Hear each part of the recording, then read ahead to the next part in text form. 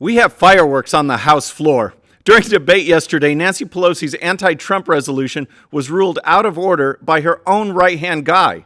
The Democrat presiding over the session dropped the gavel and just walked out, and the Democrats still can't figure out what to do with President Trump. The Pledge of Allegiance is back on at one city council's meetings, and I'll show you why the so-called squad is so unpopular. All that and more. I'm Bobby Eberle. This is a 13-minute news hour. And God bless the United States of America.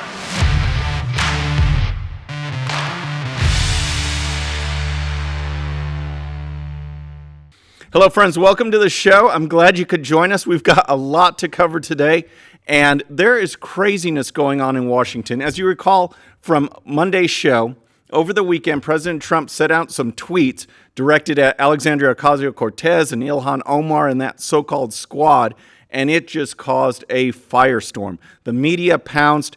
The squad held a press conference on Monday calling the tweets racist. The media called it racist. And of course, anyone who looked, and we read through the tweets on Monday, knows that it wasn't racist. He was calling out these members of Congress, these U.S. members of Congress, for behavior that seems so un-American. And that's what he was pointing out. But it went crazy, and now we've got so much turmoil in Washington with the Democrats. It's just great. So I want to go back to the press conference on Monday and just show you some of the comments, so some of what we are dealing with this so-called squad. So first up was Ayanna Pressley, and here's what she said. From our colleagues to our neighbors, we are grateful for your solidarity, your encouragement, and your support in the face of the most recent xenophobic, bigoted remarks from the occupant of our White House.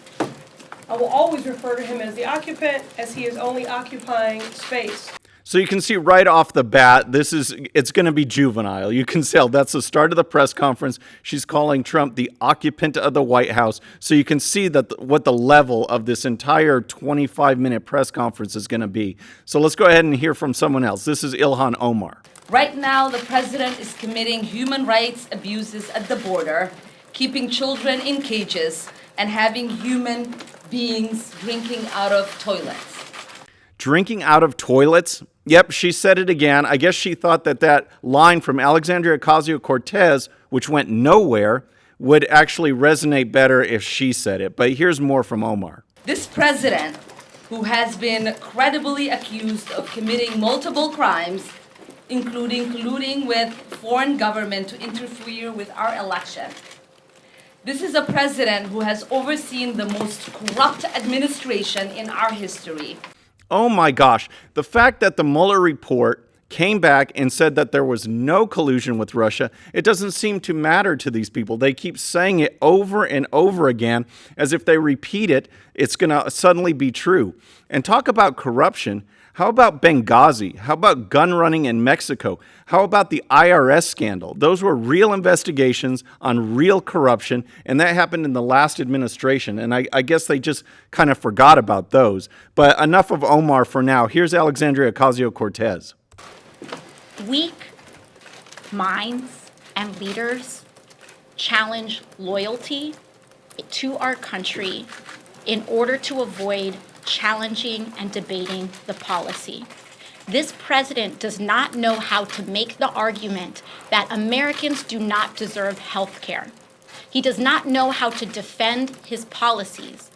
All right, I use that because that clip is actually one of my favorites from the press conference, because the thing she says, what she does is exactly the opposite. She never goes out and debates. She never goes on shows where she's actually challenged. She doesn't debate opponents at all. The only time she goes out, she stays in her little safe Twitter and Instagram environment, or she might journey out slightly to the safe confines of MSNBC. That's it. The other point is that when someone doesn't agree with her Green New Deal or any of her proposals, they get blasted. They get blasted on Twitter or Instagram, or called out and called climate deniers or trolls or whatever you want to call it.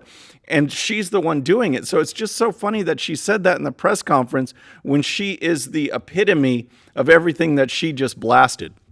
But that was the squad side. So President Trump also came out with comments, and he didn't hold back at all. Check out part of his press conference from Monday. I'm happy. I'm watching them. All they do is complain. So all I'm saying is, if they want to leave, they can leave, John. They can leave.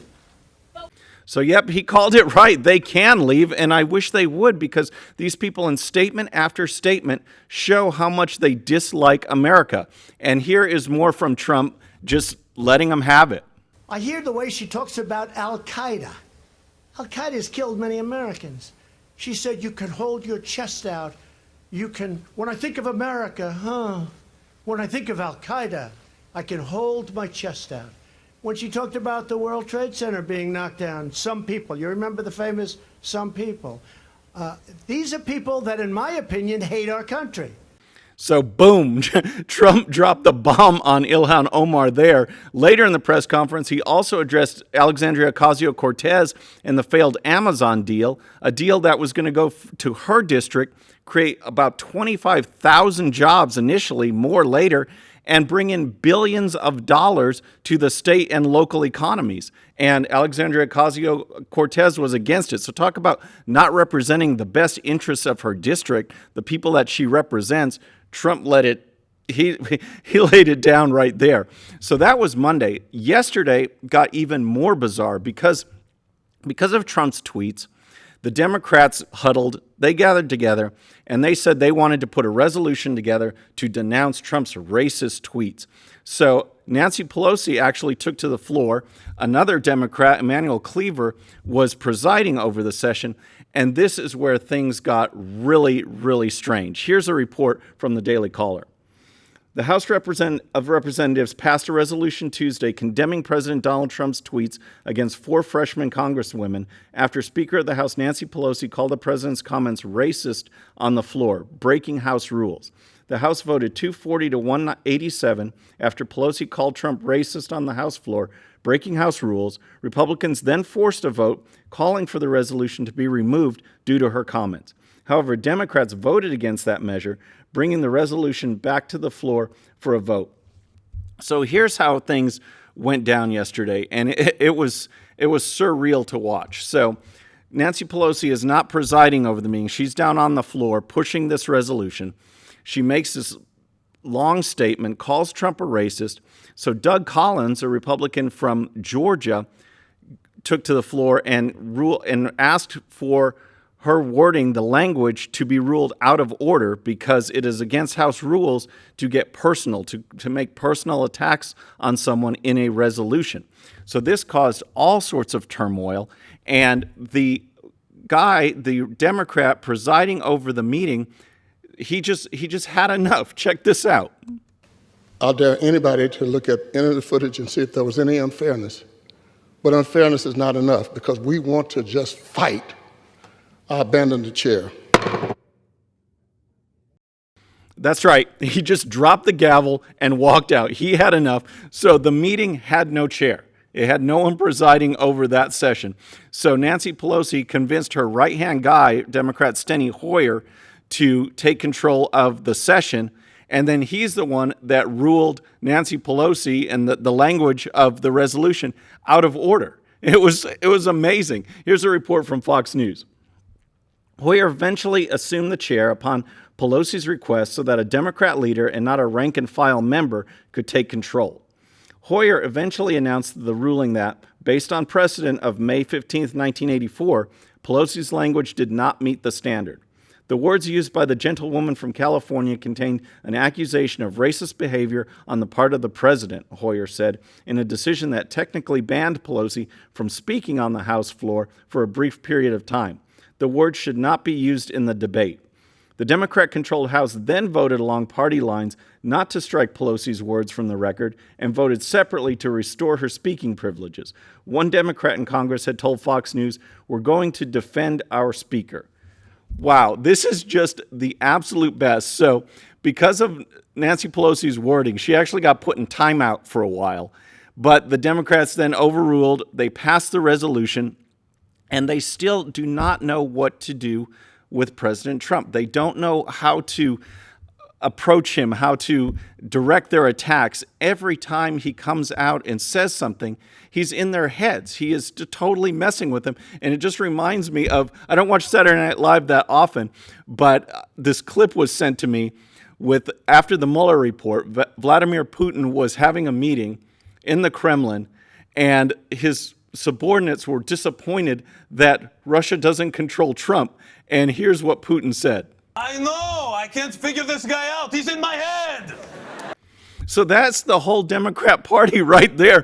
Putin, the character, summed it up. Trump is in their heads, and they don't know what to do. He comes out with these tweets on the weekend, and for a split second, the Democrats probably thought, we got him. We're unified. We're going to go after him. And you give it one day, just one day, and they're back in disarray, and Trump is in their heads making comments, and they just do not know how to react to it. So now I want to move on to Minnesota, Ilhan Omar's district, the city of St. Louis Park. If you recall from previous show, they voted to get rid of the Pledge of Allegiance. They weren't going to say the Pledge of Allegiance anymore at their city council meetings because it wasn't inclusive, that people might be offended being in America and actually having their elected officials as a point of process at the meeting, say the Pledge of Allegiance. The city council voted unanimously, 5-0, to get rid of the Pledge of Allegiance. Well, the backlash was crazy. It made national news. The mayor of this town ended up on all the major news networks. You could tell he was freaked out. He was in over his head. He said that he wanted the pledge back. Last week at city council, people came out in their red, white, and blue protesting, and the city council was just stunned. So they came back, they sat down, and now they voted unanimously to bring the pledge back. Here's a report from NPR News. The St. Louis Park City Council voted unanimously Monday night to reinstate its practice of saying the Pledge of Allegiance at the beginning of meetings, after drawing the ire of right-wing media outlets and some conservatives, including President Trump. At a raucous meeting Monday, City Council members voted to set aside their agenda and address the pledge controversy right away. City workers had received threatening and harassing messages and phone calls from people across the country who were angered by the council's vote last month to stop saying the pledge at meetings.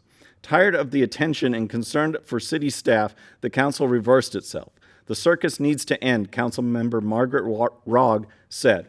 All right, so right there it shows that the reason they voted to bring it back was just because they were beat down. They were tired. They don't want to deal with it anymore. So it shows, one, the insincerity of the council, but two, it shows what grassroots people can do. Ordinary Americans, if they're upset, they can truly make a difference. And that was great to see.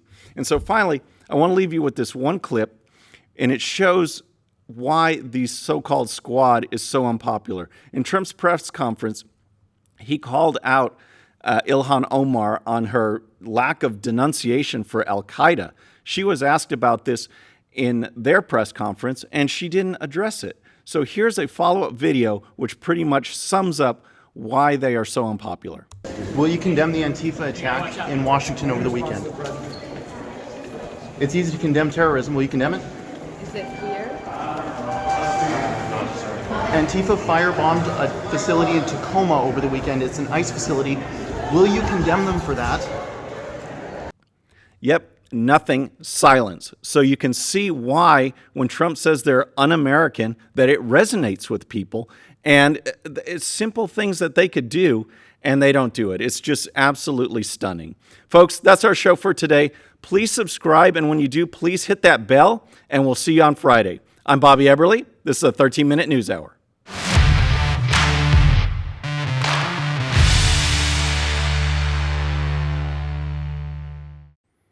Okay, friends, just a little reminder before you go, and no, this does not count against my 13 minutes. Please hit the subscribe button below and tell your friends. And if you happen to miss our last show, you can check it out right here. And also for great conservative news and commentary, please check out GOPUSA.com. All right, folks, we'll see you on the next show. Have a great day.